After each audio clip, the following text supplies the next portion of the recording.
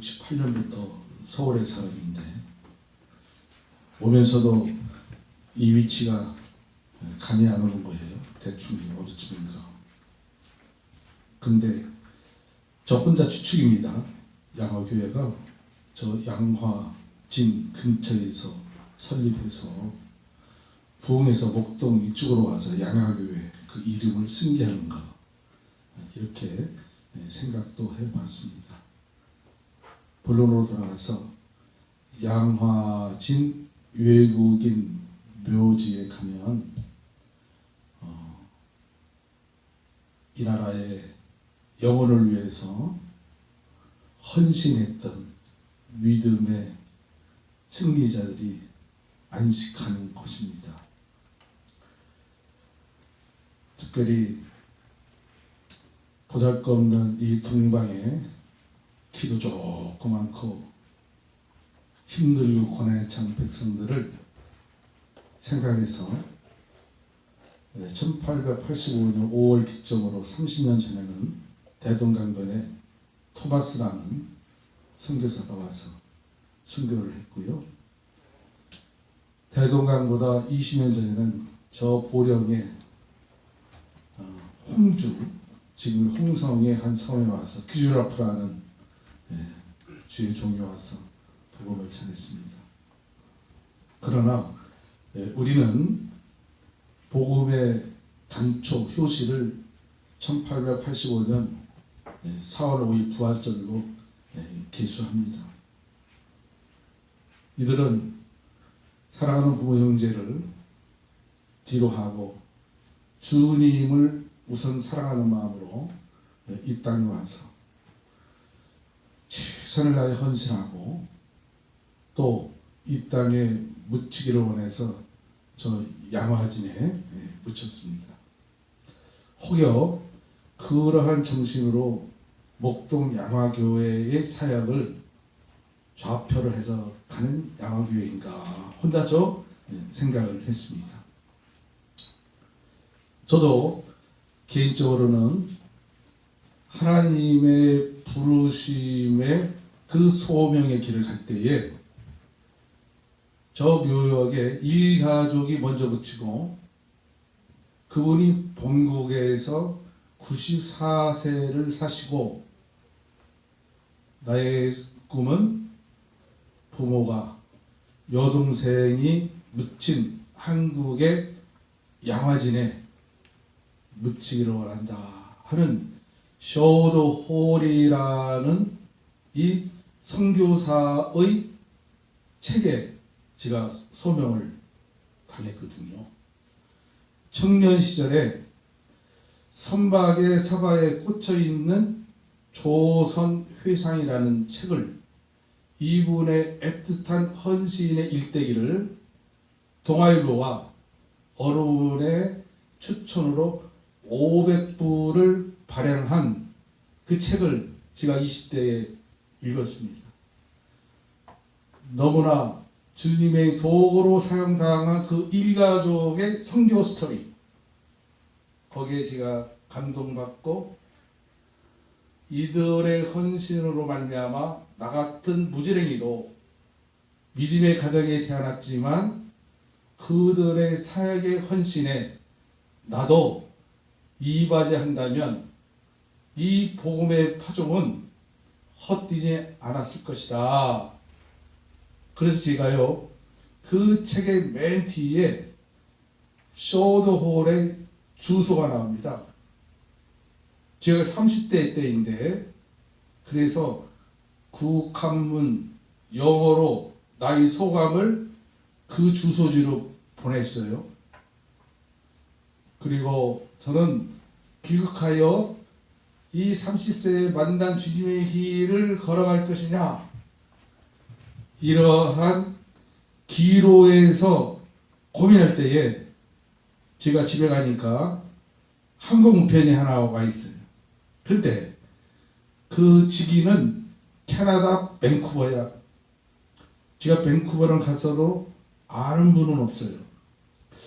웬 항공우편이지?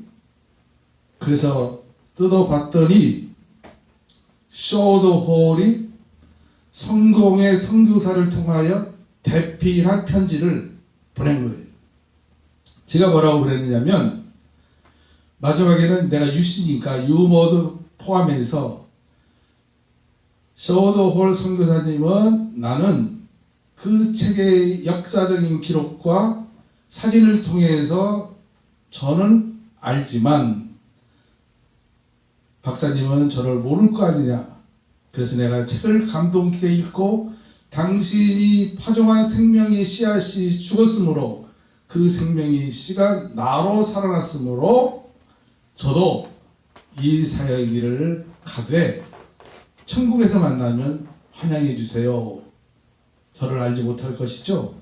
알으라고 제가 사진 하나를 보냅니다. 저 보냈어요. 그 답이 온 거야. 그 답이 내용을 듣고 제가 빨리 서원한 걸 결정하고 선지학교를 택해야 될 텐데 이런 기로야. 제가 그 편지를 받자마자 이것이 응답이지. 뭐 더 이상 생각해. 그래서 이제 제 분수에 맞는 신학교를 택해서 30의 신학교를 갔는데 그 내용의 줄거리가 뭐냐면 이분이 94세에 이제는 거동도 불편해 요양원, 양로원에 가야 될 기점이 다가오고 있어. 선셋, 황혼의 집 앞 흔들 의자에 앉아서 아버지 어머니, 나의 일생의 사역지 한국, 기타 믿음의 동역자들 그리고 하나님을 바라보며 그런 인간인지라 94세에 얼마나 외롭겠어요. 흔들 의자의 황혼의 적막한 마음속에 여러 가지를 회상하는 데에 집회원이 박사님 편지예요. 그때 제가 보낸 편지를 받아왔다는 거예요.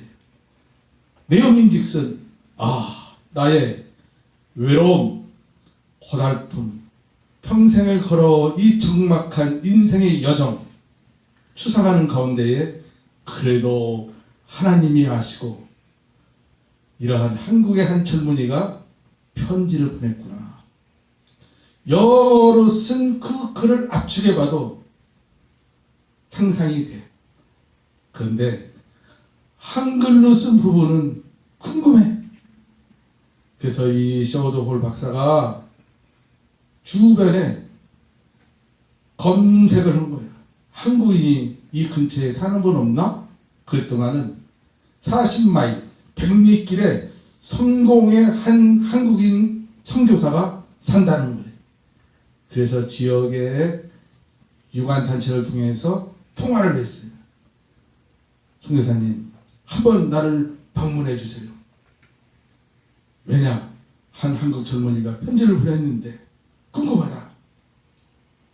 그래서 성공의 선교사가 셔워드 박사를 만나서 통역해주고 또 셔워드 박사 글을 대필해서 그 성공의 선교사가 보낸 편지를 내가 받았어. 그리고 저는 열심히 공부합니다. 그리고 목회와 신학 어느 날 표지를 보니까 홍정길 목사님이 주도해서 셔워드 홀 박사가 하늘나라에 간 후에 그의 유해를 이 양화진이다 소원대로 안장을 해줬어요. 장례를 치러줬어. 저는 개인적으로 이러한 부르심과 하나님의 위로하심이 그때는 내가 선지학교 가는 그 헌신의 수준이 그 정도 됐던 모양이야. 그러니까 하나님의 그 수준에 맞춰서 하나님의 사랑하심의 부름이 그도 마지막에 한 한국 젊은이의 사역의 생명이 꽃피는 데에 위로를 받고 그분은 제가 소개하면 그분을 얘기하는가 보다.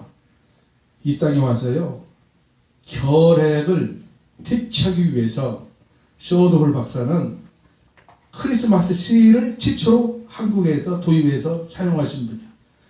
그래서 저도 젊은 시절에 청소년 시절에 카드를 보내면 우표 옆에다 크리스마스 시를 사서 붙였어요.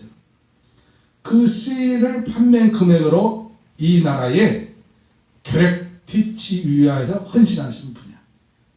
그리고 그분의 어머니는 여기가 목동이잖아요. 목동 2대 병원을 세우신 분이야. 윌리엄 마그렛. 그의 어머니예요. 동대문 부인병원이 오늘날 목동병원이거든. 그리고 지금은 고대 의과대학 우석병원 그 어머니가 세웠고, 인천의 기독병원 맹학교 그분 어머니가 세운 거예요.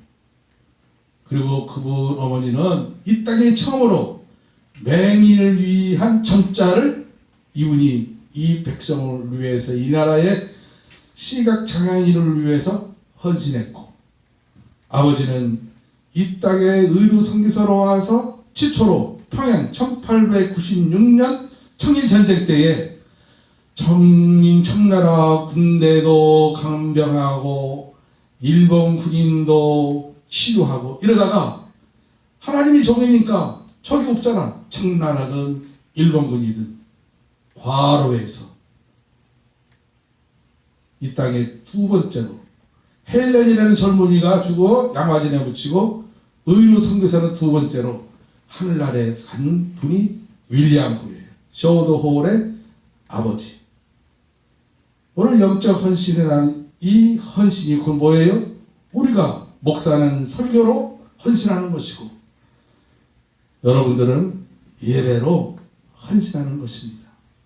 비록 소수지만 하나님은 한 영혼이 천하보다 귀하다고 그랬어요.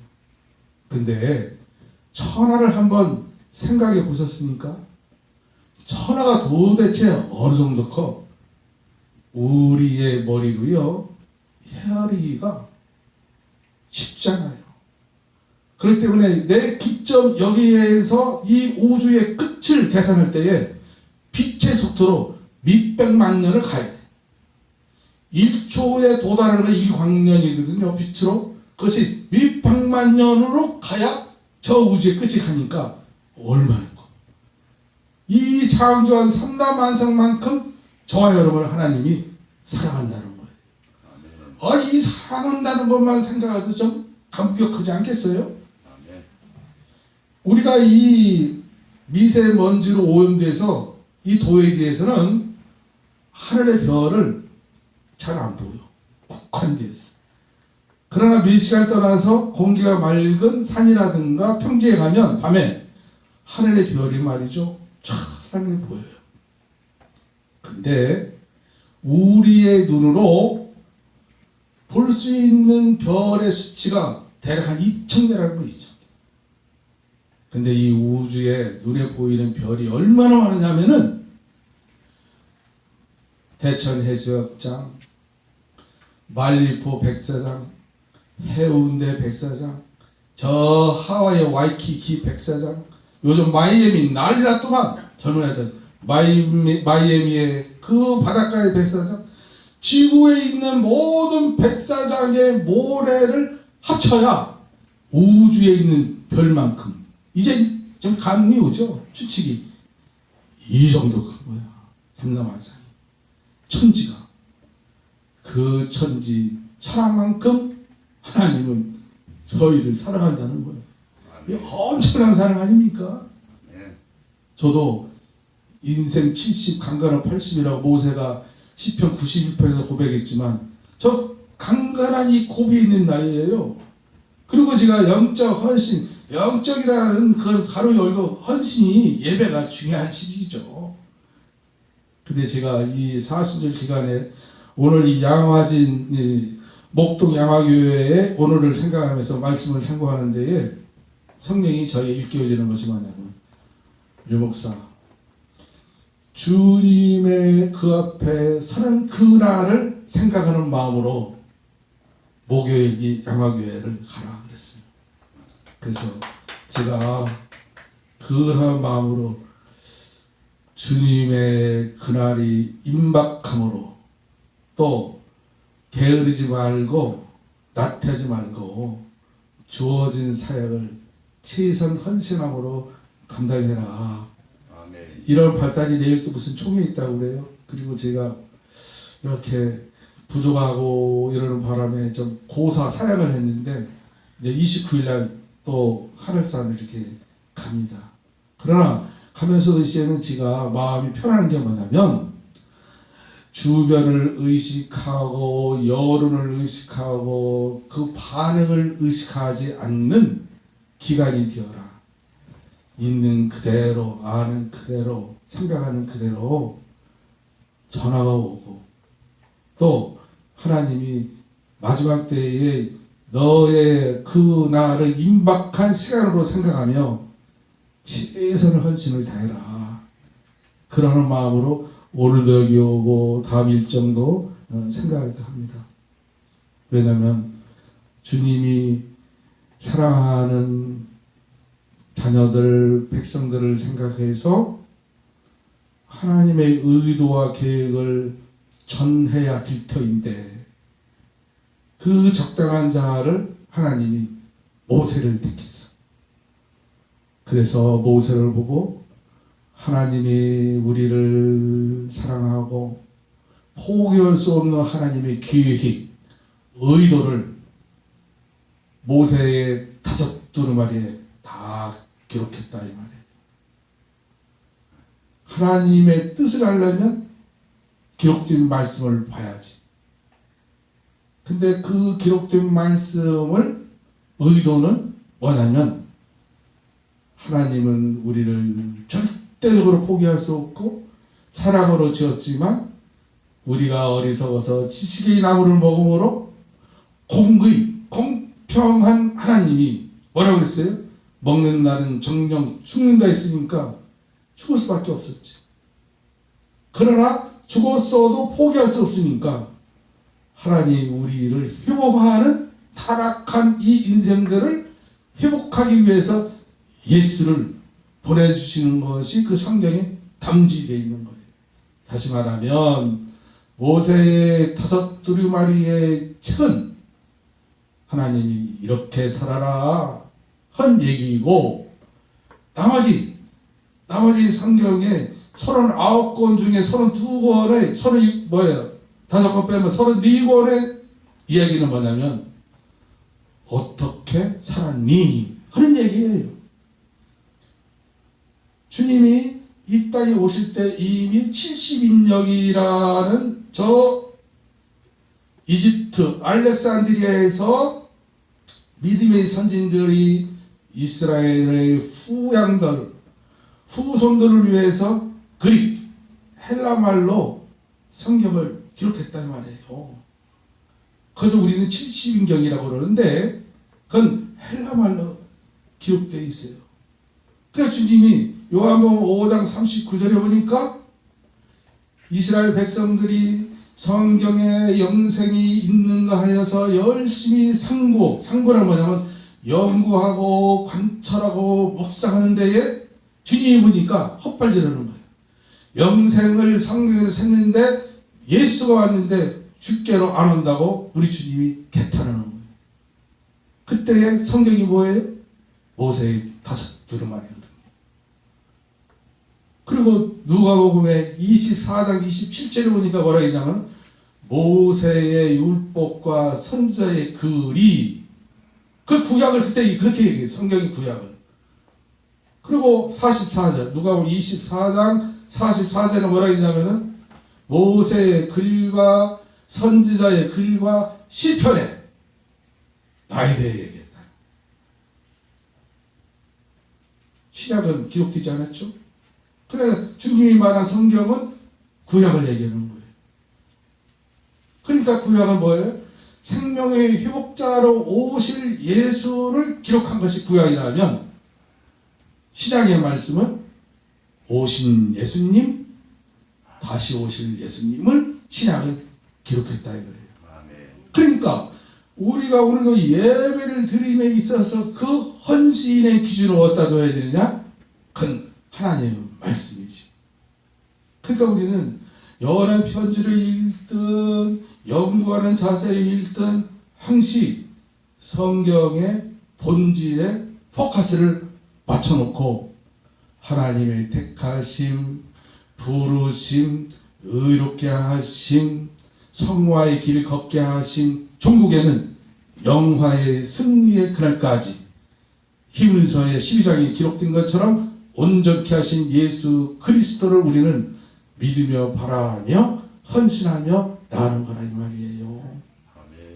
그러니까 우리는 항시 신앙의 본질도 성경으로 가야 하고, 이러한 위기의 시대일수록 앞서서 선각자들이 부르짖는 게 뭐냐면 성경으로 돌아가야만 된다. 원천으로 가야 된다. 저 앞선 구라파가 4, 5년부터 양식 있는 목회자를 부르짖는 게 그 에디펀틱스, 원천으로 돌아가야 된다. 지금도 우리나라 말에 깨있는 목사들이 그렇게 외쳤어. 반응이 없어. 코비 19이 나왔어. 지금 1년 좀 넘었잖아요. 얼마나 시끄러워. 힘 있는 사람은 저 광장에 나가서 뭐 헌법이 어쩌고 뭐가 어쩌고 좋아요. 틀린 말이 아니야. 그러나 저와 여러분은 말이죠. 이러한 위기일수록 하나님의 의도, 뜻이 어디에 있는가? 겸손한 마음으로 성찰해 볼 필요가 있어요. 이 코비 19이 없을 때는 뭐 그렇게 열심으로 충성으로 교회 나와서 섬겼나요? 할 말 없으니까 변명하진 않나요? 종국은 뭐냐면 성경의 핵심을 두 단어로 얘기를 하면은요, 성경은 하나님의 의도는 하나님을 섬기고 예배하고 순종하는 것. 토라 모세의 5두리마리의 핵심의 요약은 그거예요. 하나님 말에 순종해라. 순종은 그건 뭐예요? 헌신해라. 너희는 나의 창조한 피조물이다. 이거예요. 하나님인 것을 우리가 시인하고 헌신하고, 그리고 오직 우리는 예배할 따름이에요. 그 예배는 충천한 거예요. 그러나 이 환경만 가지고 이러쿵저러쿵 따질 본질이 아니다. 그런 얘기예요. 제가 그랬잖아요. 나머지 책들은 하나님이 이렇게 살아라 했는데, 선지서들 시편은 뭐야? 그렇게 살았니? 그렇게 산 자들의 고백과 그렇게 살지 못한 자들의 탄식이 성경의 얘기예요. 그러니까 우리가 고약적인 의미에서 볼 때에 이 예배를 히브리 사람들은 뭐라 했냐면 아바드라고 그랬어요. 아바드라는 의미는 뭐냐면 노예가 주인께 부복하여 섬기는 것이 아바드야. 그러면 종은요, 권한이 없어. 주인이 가라면 가고 서라면 서고 순종하면 살면 이게 복된 거야. 그러니까 하나님을 예배한다는 그 의미는 우리는 하나님의 지음을 받은 피조물이므로 주인의 그 말에 부종하고 순종하고 살아갈 따름인 것이 예배라 이 말이에요. 아멘. 그리고 또한 예배라는 의미로 히브리어에서는 샤하라는 그 예배를 쓰는데, 이것이 말로 우리가 얘는 한문으로 예도예, 성기례, 절배, 요걸 번역을 했어. 우리 선조들이. 그 뭐냐면 예를 갖춰 쉽게 하나님께 절하는 것이 예배다. 어떤 기록된 영화를 보면요, 왕 앞에 그 백성과 신하들이 어떻게 예를 갖추냐면 벌떡 엎드려 머리부터 발까지 바닥에 쭉 부부거는 거, 그게 예배예요. 우리는 동양은 좀 고상해서 그런 무릎만 꿇지. 무릎만. 마태복음 10장의 백부장이 그의 수용도는 종이 아파서 예수님께 나올 때 어떻게 했냐? 무릎을 꿇었어. 주님, 우리 종을 고쳐주세요. 그때 간구함에 무릎 꿇음. 근데 말이죠, 그리 신약을 기록한 신약 성경의 예배는 뭐라 했냐면은 프로스케네오 했는데, 이건 신학적 의미에서도 이 예배는 뭐냐면 주인께 경배하는. 경배가 뭐예요? 부종하고 복종하고 보복하는. 그리고 또 하나 헬라의 예배의 단어 의미는 뭐냐면 네트레이아. 이 의미는 우리의 삶 속에서 오직 하나님만 섬기고 믿고 바라는 것. 그러니까 다시 말해서 신학적인 의미의 이 예배는 유일신 하나님만 내가 보배히 여기고 존귀히 여기고 오직 한 분만 내가 죽도록 순성한다는 마르테스, 순교자의 자세가 이 신학적 의미의 예배란 말이에요. 그러니까 이 성경의 본질을 밑바탕에 깔고 콥이 야곱인지 연병인지 이런 건 차치해야 된다 이거야. 다시 말하면 성경에 기록된 이 텍스트, 이 글자는 변하지가 않아요. 변할 수가 없어. 그러나 2021년을 살아가는 저와 여러분은 이걸 적용을, 상황을 잘 해야 된다 이 말이에요. 1917년 스페인 독감 때요. 보니까 한국민이 14만 명이 죽었어. 근데 코비드 19에 농장에서 3천여 명이야. 잠자고 깨어나보니까 우리나라 1등 국민이 된 거야. 그 얘기는 뭐예요? 국민의 수준과 의료진이 막강해진 거예요. 병원과. 미국은요. 2차 대전에 40만 명이 죽었는데 지금 제가 올 때 보니까 55만 명이 죽었어. 어제 브라질에 2,000명씩 하루에 가. 이 얘기를 왜 하냐면은 그럼 죽음이 유익한 건가요? 중세 때에 패스트가 저 유럽에 창궐했어. 몽고군의 그 무기 침 속에서 이 쥐들이 그 침에 함께 와가지고 징기스칸이 정벌한 유럽에 쥐들이 퍼져가지고 패스트가 창궐했어요. 그리고 그때는 이 고양이가 음흉한 동물이라고 해서 그때 마침 유럽에 고양이를 그냥 잡아서 직사를 했어. 고양이도 없지. 쥐가 창궐하지. 패스트가 창궐했는데 기록을 보니까 귀족들, 우리에게 힘 있고 능력 있고 잘 사는 사람들 50%가 다 죽었어. 그러면 민초 밑에는 가난한 사람 얼마나 죽었겠냐? 95% 이상이 다 죽었어. 근데 놀라운 것은 뭐냐면 그 죽음 속에 제일 많이 죽은 것이 어디냐면 교회야. 우리도 한 과정을 거치잖아. 예수 천당, 예수 축복, 예수 치유, 예수 희복. 만사복해 예수야. 좋아. 신앙의 출발은 유치하니까. 그러나도 그 시기를 겪었어요. 그러니까 이 연병에 조금이라도 생명을 유지하려면 교회를 가자. 교회로 와라 해서 교회로 다 모여서 전염병이 모여서 더 많이 죽는 거예요. 그 경험의 밑바탕에 깨어있는 목사들이 전염병은 모이면 안 되는 거예요. 그래서 그때요 경험을 해가지고 교회가 중심으로 병원을 지었어요. 병원. 그래서 두 번째 패스트가 창궐할 때는 증조 있고 감염되고 무조건 병원으로 격리를 해가지고 술을 많이 줄였어요. 왜 이런 말씀 드리는가 하면 주의 나라에 갈 때까지 하나님의 의도와 계획은 알파 오메가 진행돼. 그러나 인간들의 탐욕과 욕심 속에 이런 일들은 비일비재하고 일어나고 앞으로도 일어나. 그러니까 이 부분을 하나님같이 논할 필요가 없어. 다시 말하면 인간들의 욕망과 인간들의 그 권세와 인간들의 생각으로 뒤죽박죽 혼돈하게 만들어 놓은 걸 보고 책임은 누구한테 돌려? 하나님께 돌리는 어리석은 입장까지 온 거예요.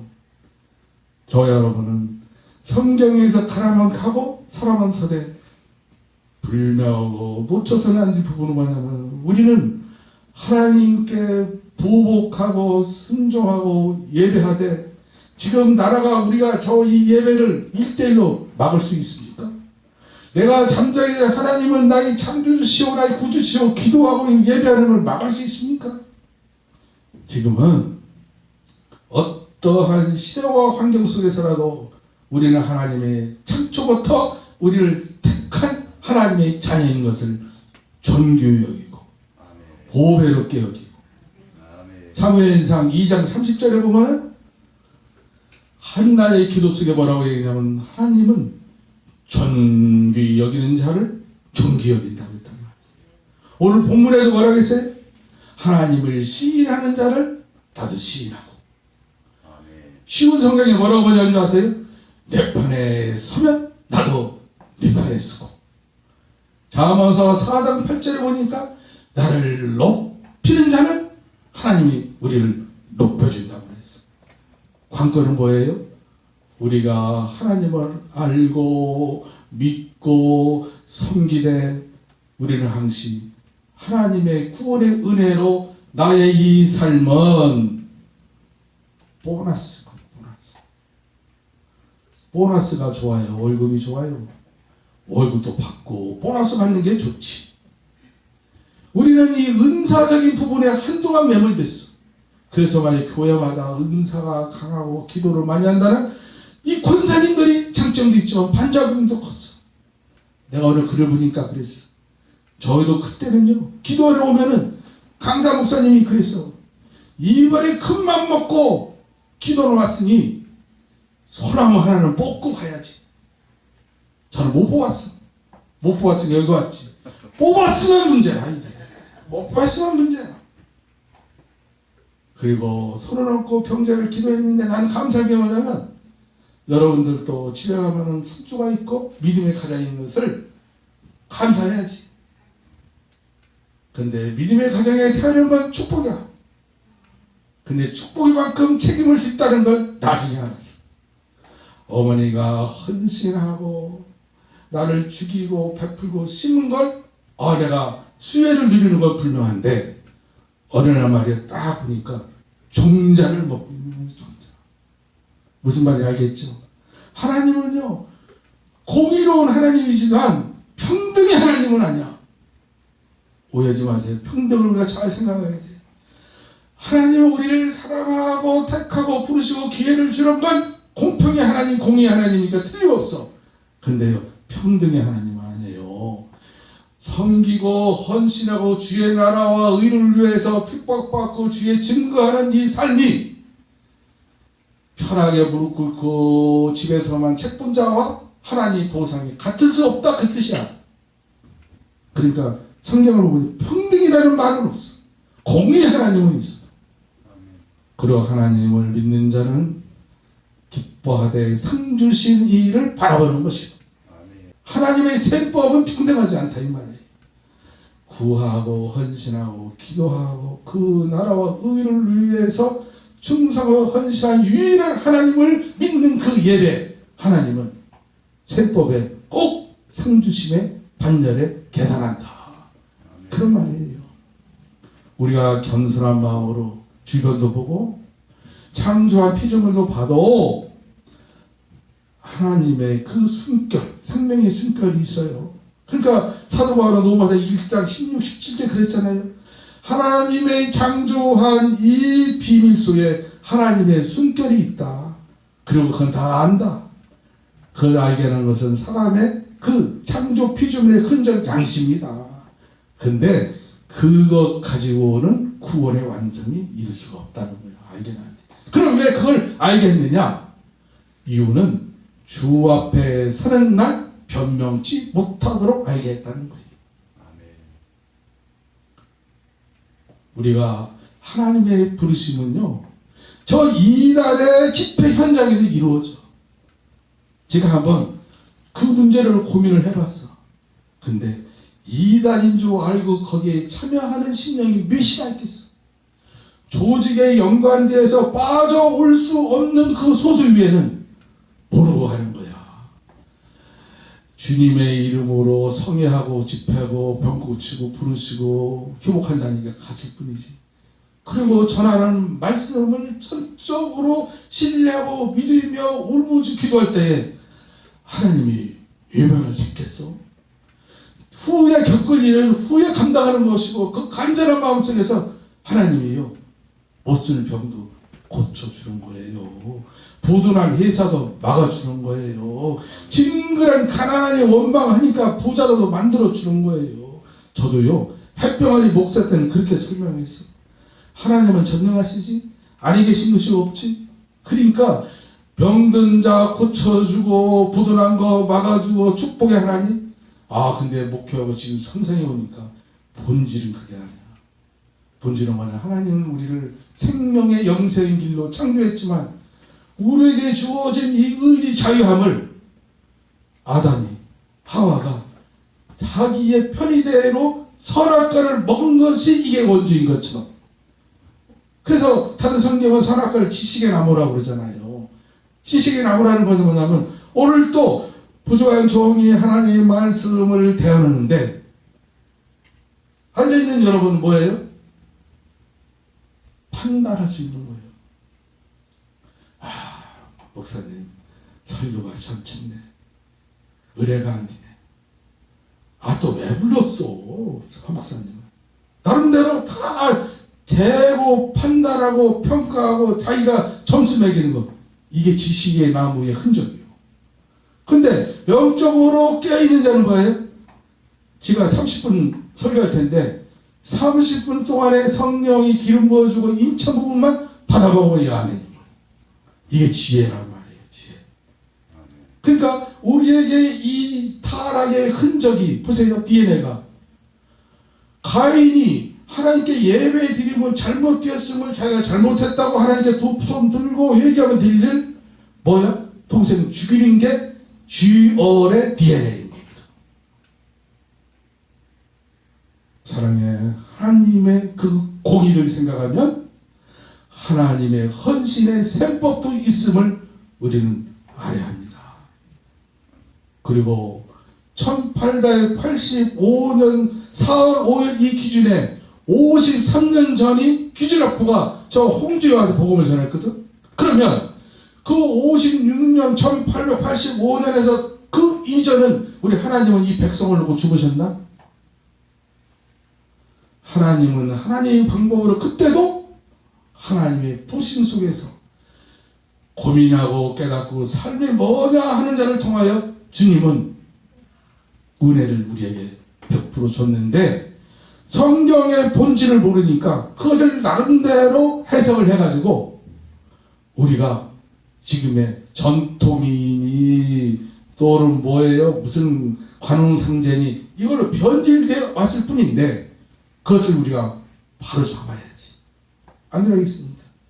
저는 소년 시절에 저 바닷가에 한 56길 떨어진 거 살았는데 지금도 잊지 못하는 게 뭐냐면 한 아낙네가 홀 시어머니하고 자기하고 두 아들하고 네 식구가 살아. 가난한 어촌에서. 근데 장날이면 우리가 면소재니까 오거든. 근데 지가 그 계산해보면 지금부터 한 50년 이전 얘기인데도 기억하는 거야. 생생하게. 뭘 기억하냐 하면 우리 어머니한테 그 아낙네가요. 우리말로 하면 간증을 하는 거지. 아주머니 글쎄 이런 일이 있었어요. 그래 우리 어머니가 무슨 일이요? 그분의 수준, 그 가정의 전통 아름다움은 한 가지요. 뭐냐면 시어머니 생신날 쌀밥, 이밥을 해주는 게 효도고 전통이야. 그러면 자기 남편하고 시아버지는 바닷가에 고기 잡으러 가서 죽었어. 아들 둘 남겨놓고. 그러니 홀 시어머니 꼭 생신은 가난하지만 쌀밥에 미역국으로 생일날 아침에 공개하는 게 전통이고 효로 생각하는데 어느 날 잠도 안 와. 왜 잠이 안 오지? 2시, 3시까지 뒤치다거리니까 왜 잠 안 오나 이유를 알았어. 오늘이 시어머니 생일이야. 전통으로 이어왔는데 홀시어머니 야단났네. 가난한 동네라 이웃집 가면 쌀도 없어. 보릿고개 찾고 그러더니 2시간에 잠 못 자가 일어나서 이제 더 괴로운 거야. 왜? 이유를 알았으니까. 막 가슴이 터질 것만 같더라는 거예요. 그래서 가슴 안 터지려고 방 밖에 나와 바닷가를 가는데 저 멀리 시큰 산이 있더라는 거예요. 자기가 바닷가에서 수십 년 살았는데 저기가 바위가 없었는데 왜 바위가 있지? 그러면서 시커먼 쪽으로 가니까요. 요나의 기적처럼 그 요나 모르지. 우리나 요나 찾지. 시커먼 고기가 입으려 턱 그러더라는 거예요. 그의 인생 이산수적 바닥 경험으로 이건 불과 30분 이전에 이 고기가 온 것과 마찬가지다. 근데 밀물과 썰물 속에 밀물은 이해가 되는데 지금은 썰물 때인데 이게 올 리도 없고 하여튼간에 보니까 처음 보는 고기야.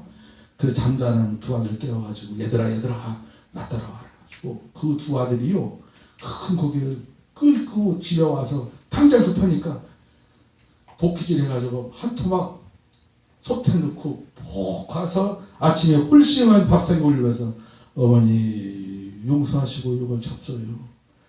미처 생각 못하고 산에 와서 2시 반까지 괴롭고 엎치라 뒤치라 그러니까 어머니 생신인데 쌀을 먹고 왔어요. 그래서 그 밤에 큰 바위덩어리 같은 고기를 구운 걸 그 시어머니에 주며 눈물 흘리며 얘기하니까 그 시어머니가 이른물을 고기를 먹으면서 얘야 이게 소고기냐 생선이냐 말고기냐 생선도 아니고 고기도 아닌 이 별미를 처음으로 이렇게 맛있게 먹었다는 그 얘기를 제가 옆에서 주워 들었어. 근데 내가 목사가 됐어. 생각해보는 거예요. 하나님은 사랑의 하나님. 이 단순한 이 속에서도 하나님을 외면하지 않는구나. 그 얘기하면 또 누가 저 유목사라니 범신론자라니 그럴 수도 있어. 근데 그렇게 생각하면 그렇게 생각할 수 있어요. 왜? 그 수준이니까. 근데 이사에서 65장에 보면은 우리에게 위로만을 주는 거예요. 뭐냐면 주님이 이렇게 얘기해요. 나를 찾지도 않는 자를 내가 만나 주었고 내가 부르지도 않는 자를 그가 찾아왔다. 이사 65절 그렇게 얘기를 해. 중요한 관건은 저와 여러분도 출발은 유치했잖아. 어느 사람 특히 목사를 보면요 90%가 죽을 병 걸려서 목사된 사람 많아. 그래서 이런 분은 이 기적이 너무 크니까 못쓸병 막 이게 트라우마가 있어가지고 어디 집에 가면은 그냥 환자 보면은 몸둘 바를 몰라. 왜? 내가 이걸 해결해야지 그런 마음으로 내 옆에서 지켜봐. 어느 분은 여리고 9명 중에서 해결 안 돼. 한 명 해결된 목사가 문제야. 왜냐면 요건 나의 주특기야. 근데 주목해 보거든 한 2, 3년 가면 안 써먹고. 왜 안 써먹고? 왜냐면요 생명의 본질이 복음인 거예요. 그건 부르심의 하나인 격가지예요. 정리하겠습니다. 우리가 헌신하되 예배하되 말씀의 본질 안에서 항상 거룩한 고민 속에 관찰할 필요도 있고 연구할 필요도 있지만 사랑의 편지로 읽으면서 그 말에 의뢰받고 하는 것이 가장 행복한 거예요. 복된 거예요. 오늘도 저와 여러분이 이 참된 그 헌신의 그 예배함 속에서 우리가 참으로 철실한 마음으로 진실한 마음으로 성실한 마음으로 주 앞에 다 내려놓고 드릴 때에 우리의 믿음의 분량에 충만함이 이르도록 우리 주님께서 세워주시고 축복하시고 안수해 주실 것이라 이 말이에요. 그러므로 에베소 4장 13절에 보면 주님을 믿는 것과 아는 것에 이르러서 각자의 충만한 분량까지 하나로 통일되기 위한 하나님의 축복하심이 저와 여러분을 오늘 이 모교의 상해의 자리로 초청하여 주신 줄 믿으시고 그 나라와 의를 위해서 격발하고 분발하여서 주 앞에 서는 날을 준비하는 승리하는 저와 여러분이 되시기를 주의 이름으로 축원을 드리겠습니다. 우리 겸손한 예수 거룩한 주님 원수의 멸시 참으시사 우리를 위해 고난을 받은 구주를 담게 하옵소서. 예수님 닮기 내가 원하는 날 구원하신 예수님을 내 마음속에 지금 고사 주 주님의 형상 인치소서